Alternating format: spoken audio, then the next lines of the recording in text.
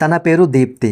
వయసు 24 సంవత్సరాలు. హైదరాబాద్లో ఒక సాఫ్ట్వేర్ ఇంజనీర్. సిద్దిపేటలో ఉన్న వాళ్ళ ఇంటి దగ్గర నుంచి సాయంత్రం 5 గంటలకి అక్క మనీషా ఫోన్ చేసి, దీప్తి, అమ్మకి ఆరోగ్యం బాలేదు, నేనొక్కదాన్నే చూసుకోవడం కష్టంగా ఉంది, నువ్వింటికి రాగలవా?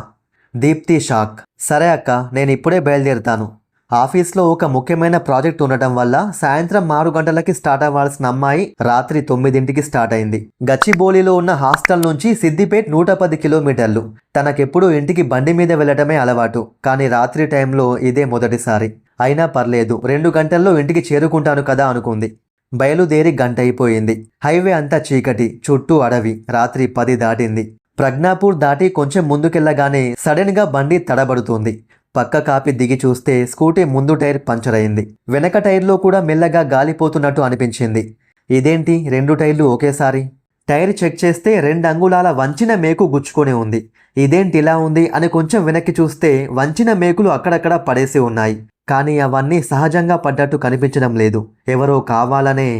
మొబైల్ చూస్తే బ్యాటరీ 15%. గూగుల్ మ్యాప్స్ ఓపెన్ చేస్తే 2 కిలోమీటర్ల దూరంలో ఒక దాబా.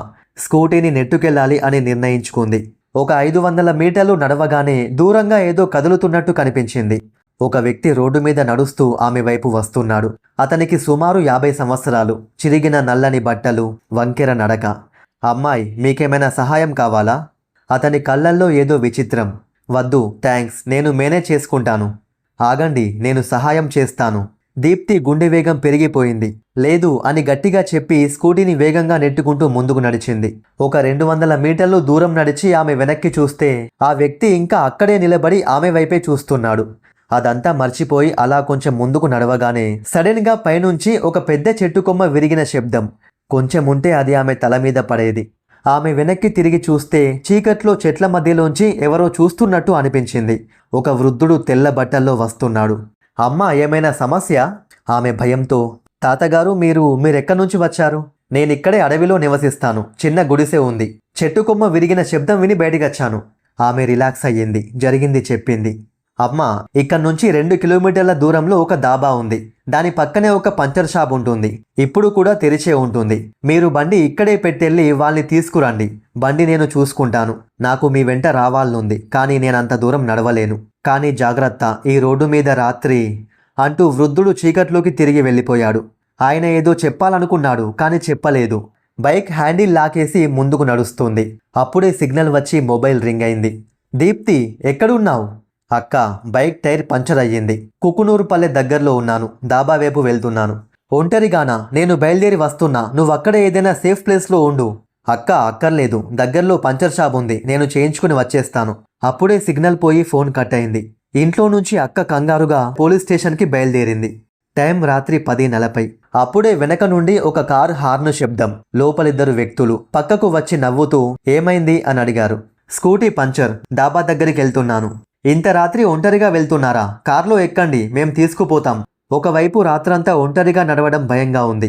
మరోవైపు తెలియని వాళ్ళ కార్లో ఎక్కడం కూడా ప్రమాదకరం. వద్దు థ్యాంక్స్. నడిచి వెళ్తావా? ఈ రోడ్డు మీద రాత్రిపూట చాలా ఇన్సిడెంట్స్ జరుగుతాయి. ఎలాంటివి? దీప్తి ధైర్యంగా అడిగింది. వినకపోవడమే మంచిది అంటూ కారు విండో మూసేశాడు. కారు మెల్లగా ముందుకు కదిలింది. కానీ 50 మీటర్లు వెళ్ళి ఆగిపోయింది. వాళ్ళెందుకు అక్కడ ఆగారు? నన్ను చూస్తున్నారా?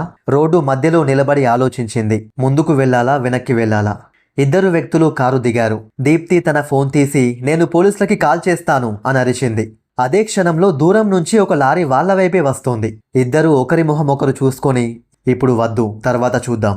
వాళ్ళు త్వరగా కారులో ఎక్కి వెళ్ళిపోయారు. దీప్తి ఊపిరాడుతూ నిలబడింది. అమ్మాయి, నువ్వు ఓకేనా? దీప్తి కళ్ళల్లో నీళ్లు. నా స్కూటీ పంచర్, ఆ కారులో ఉన్న వాళ్ళు.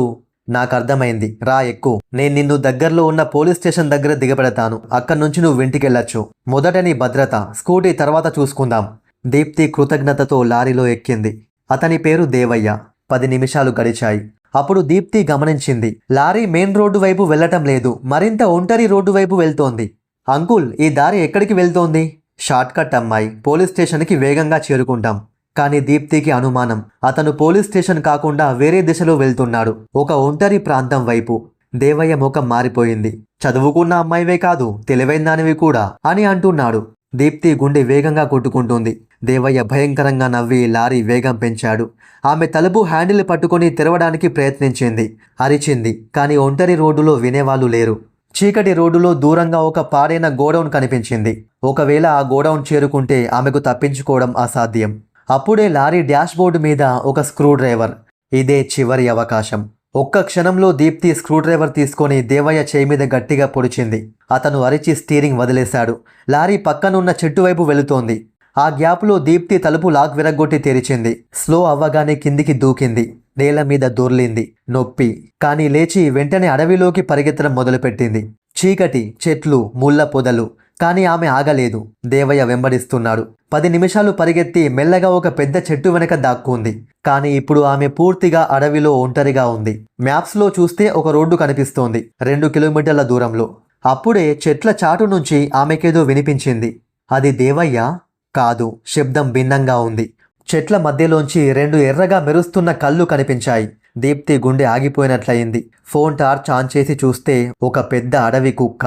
పరిగెత్తకూడదు, దాడి చేస్తుంది.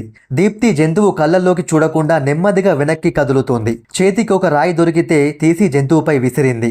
అది కొంచెం కళ్ళు తిప్పగానే ఆ గ్యాప్లో దీప్తి వెనక్కి చూడకుండా పరిగెత్తింది. జంతువు వెంబడిస్తుంది. అప్పుడు ముందొక వెలుగు కనిపించింది. రోడ్డు లైట్లు. గట్టిగా పరిగెత్తి రోడ్డుపైకి వచ్చింది. జంతువు అడవి అంచు వద్ద ఆగిపోయింది. రోడ్డుపైకి రాలేదు. దీప్తి రోడ్డు మీద ఊపిరి తీసుకుంటూ కుప్పకూలింది. కొన్ని నిమిషాల తర్వాత రోడ్డు మీద ఒక ట్రక్కు వస్తున్నట్టు కనిపించింది. డ్రైవర్ ఒక 35 ఏళ్ల వ్యక్తి.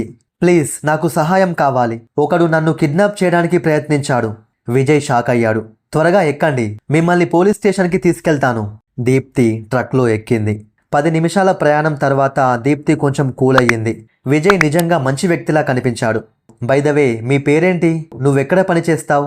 దీప్తి జాగ్రత్తగా అతన్ని చూస్తోంది. నేను సాఫ్ట్వేర్ ఇంజనీర్. చదువుకున్న అమ్మాయివే, మంచిది. కానీ ఆ నవ్వులో ఏదో విచిత్రం. విజయ్ పోలీస్ స్టేషన్ వైపు వెళ్ళటం లేదు, వేరే దారి తీసుకుంటున్నాడు. ఎక్కడికి వెళ్తున్నాం? పోలీస్ స్టేషన్కి, షార్ట్ కట్. కానీ దీప్తికి నమ్మకం లేదు. మళ్ళీ అదే కథ. ఆమె ఫోన్ చెక్ చేస్తే ఇప్పుడు సిగ్నల్ వచ్చింది. వెంటనే ఆమె 100కి డయల్ చేసింది. నువ్వేం చేస్తున్నావు? విజయ్ కోపంగా అడిగాడు. హలో సార్, నాకు సహాయం కావాలి, నేను ట్రక్లో ఉన్నాను. విజయ్ ఫోన్ లాక్కోవడానికి ప్రయత్నించాడు. కానీ దీప్తి అతని చేయి కొరికింది. ట్రక్కు తలుపు తెరిచి మళ్లీ దూకేసింది. లేచి మళ్లీ పరిగెత్తింది. దూరంగా పోలీస్ సైరన్ వినిపించింది. దీప్తి కాల్లో లొకేషన్ ఇచ్చింది. పోలీసులు వస్తున్నారు. విజయ్ వెంటనే ట్రక్లో ఎక్కి పారిపోయాడు. వాళ్ళు దీప్తిని పోలీస్ జీబులో కూర్చోబెట్టి ప్రథమ చికిత్స అందించారు. దీప్తి అంతా చెప్పింది. మీరు చాలా అదృష్టవంతులు. ఈ ప్రాంతంలో ఇప్పటి వరకు 7 మహిళలు కనిపించకుండా పోయారు. ఇదొక సంఘటిత గ్యాంగ్. వాళ్ళు రాత్రి ఒంటరిగా ప్రయాణించే మహిళల్ని టార్గెట్ చేస్తారు. వేరువేరు వ్యక్తులు, కొందరు సహాయం చేస్తామని నటిస్తారు. కానీ అంతిమ లక్ష్యం ఒక్కటే, మహిళల్ని కిడ్నాప్ చేయడం. మేము ప్రయత్నిస్తున్నాం, కానీ వాళ్ళు చాలా తెలివిగా ఉంటారు. కానీ ఈరోజు మీ వల్ల మాకు బ్రేక్ త్రూ వచ్చింది. మేము వాళ్ళని పట్టుకుంటాం. మీరు ప్రతిసారి ప్రమాదం గుర్తించి తప్పించుకున్నారు. ఆ ధైర్యం, తెలివి మిమ్మల్ని రక్షించాయి. పోలీసులు దీప్తిని ఇంటికి సురక్షితంగా తీసుకెళ్లారు. దీప్తి వాళ్ళక్కను పట్టుకుని ఏడ్చింది. ఆమె స్కూటీని పోలీసులు తర్వాతి రోజు తీసుకొచ్చి ఇచ్చారు. 2 వారాల తర్వాత రవీంద్ర సార్ దీప్తికి ఫోన్ చేసి, మేము దేవయ్య, విజయ్ మరియు మొత్తం గ్యాంగును పట్టుకున్నాం. మేమొక రహస్య ప్రదేశంలో బంధించబడి ఉన్న 7 అమ్మాయిల్ని కనుగొన్నాం. మీ ధైర్యం వల్ల మేం బాధితుల్ని కాపాడగలిగాం. Thank you Deepti. ఆ భయంకరమైన రాత్రి దీప్తి జీవితాన్ని మార్చింది. ఆమెను బలమైన, ధైర్యవంతురాలిగా చేసింది. మహిళలు రాత్రి ఒంటరిగా ప్రయాణం చేయడం వీలైనంత వరకు అవాయిడ్ చేయండి. బయటికి వెళ్ళేటప్పుడు ఫోన్ ఫుల్ ఛార్జ్ ఉంచండి. సెల్ఫ్ డిఫెన్స్ నేర్చుకోండి. పెప్పర్ స్ప్రే లేదా ఇతర సాధనాలు తీసుకెళ్ళండి. మీ ధైర్యమే మీ గొప్ప ఆయుధం. ప్యానిక్ అవ్వకండి, తెలివిగా ఆలోచించండి. మహిళల భద్రత మనందరి బాధ్యత. వాళ్ళ పట్ల అసభ్యంగా ప్రవర్తించడం సరైంది కాదు. అనుమానాస్పద కార్యకలాపాలు చూస్తే పోలీసులకి రిపోర్ట్ చేయండి. మహిళలు ఇబ్బందుల్లో ఉంటే సహాయం చేయండి. అలాగే ఈ వీడియోకి ఒక లైక్ కూడా చేయండి. చూసినందుకు ధన్యవాదాలు. మహిళలు భద్రంగా, ధైర్యంగా ప్రయాణించాలని కోరుకుంటున్నాను. దీప్తి వంటి ప్రతి మహిళ ఒక హీరో. మీరు కూడా. గాయ్స్, ఇది ఇవాల్టి వీడియో. నా వీడియోస్ మీకు నచ్చితే ఇవాళే మన ఛానల్ని సబ్స్క్రైబ్ చేసుకోవాలని కోరుకుంటున్నాను. అయితే దీనికంటే ముందు ఒక వ్యక్తి 3 మూలల మీదున్న నిమ్మకాయలు తొక్కి వెనక్కి తిరిగి చూశాడు. తర్వాత నుంచి అతనికి ఏమయ్యింది అనే వీడియో చేశాను. ఇప్పుడు స్క్రీన్ మీద వచ్చింది కదా, అదే ఆ వీడియో. మీకు వీలైతే ఒకసారి ఓపెన్ చేసి చూడండి. ఈ వీడియో మీద మీ అభిప్రాయం ఏంటో కింద కామెంట్ చేయండి. Thank you for watching. జై హింద్.